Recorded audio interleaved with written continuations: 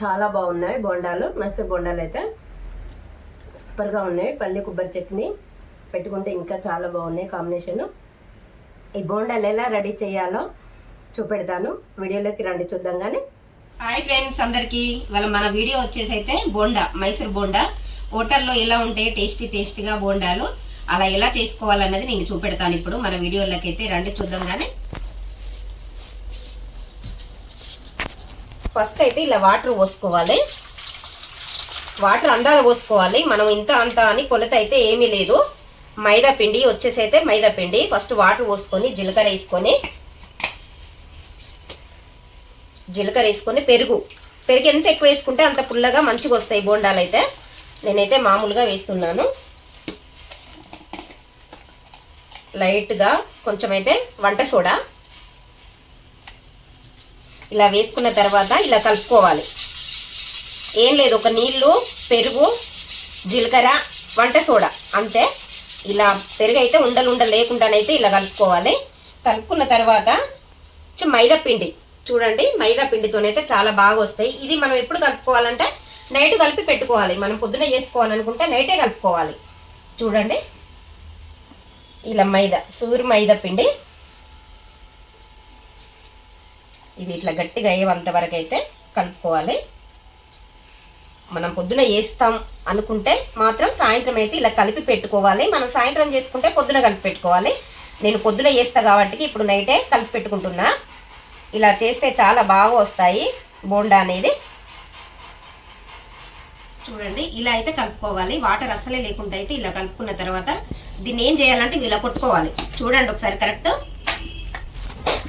ఇగో ఇలా కొట్టుకుంటా అంటే సౌండ్ అనేది రావాలి. వచ్చినప్పుడే పిండి అనేది మెత్తబడుతుంది. ఇలా 1 నిమిషం 2 నిమిషాలు మనం పిండి కలుపుకునేటప్పుడు ఇలా అయితే కొట్టుకోవాలి.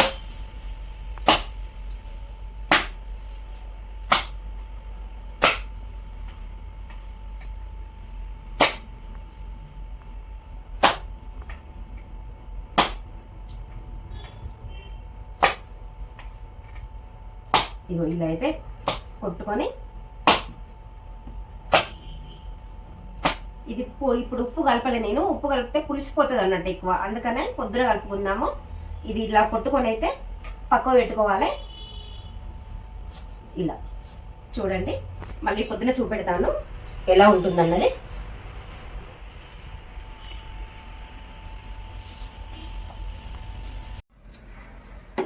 నైట్ మనం కలిపి పెట్టుకున్నాం కదా పిండి, చూడండి ఎలా ఉబ్బిందో, పైకి ఇలా వస్తుంది బుడగల్లాగా. ఇలా బుగ్గలుగా వస్తుంది. దీన్ని మనం ఇప్పుడు మళ్ళీ ఒకసారి కొట్టుకోవాలి. ఇందులో నైట్ మనం ఉప్పు వేసుకోలే కదా, ఉప్పు వేసుకోవాలి.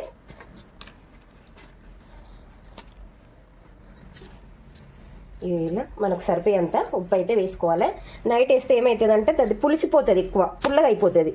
అందుకనే ఇగో ఇలా కొట్టుకుంటేనైతే 2-3 సార్లు ఇలా కొట్టుకోవాలి. నేను నైట్ కొట్టినా, మళ్ళీ పొద్దున లేవగానే కొట్టినా, మళ్ళీ వేసుకునేటప్పుడు బోండా వేసుకునే ముందు ఒక 2 నిమిషాల ముందు అయితే మళ్ళీ ఇలా కొట్టుకోవాలి. ఇలా కొట్టుకోవడం వల్ల బోండాలు మనం వేస్తా అంటే పేలవు, మంచిగా వస్తాయి, రౌండ్ షేప్లో వస్తాయి. కడాయి పెట్టి కడాయిలో అయితే ఆయిల్ అయితే పోసుకున్నాను. ఇప్పుడు మనం బోండా అయితే వేసుకున్నాం. ఇలా వేసుకోవాలి. ఇలా వేస్తే రౌండ్ షేప్లో వస్తాయి.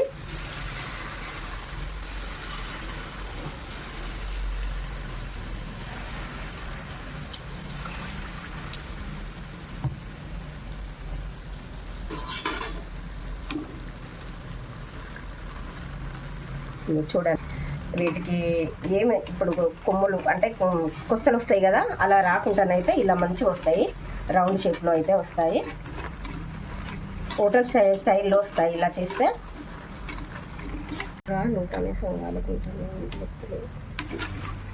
ఇక చూడండి బోండాలు అయితే రెడీ అయిపోయినాయి. ఇప్పుడు తీసేసుకున్నాము. ఇలా ఎర్రగా కాల్చుకుంటే లోపల పిండి కూడా మంచిగా ఉడికిపోతుంది.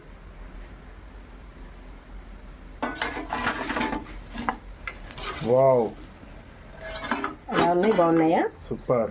ఇలా ఎందుకంటే ఎర్రగా కాల్చుకుంటే పిండి అనేది మంచిగా లోపల కూడా మంచిగా బాగా ఉడికిపోతుంది.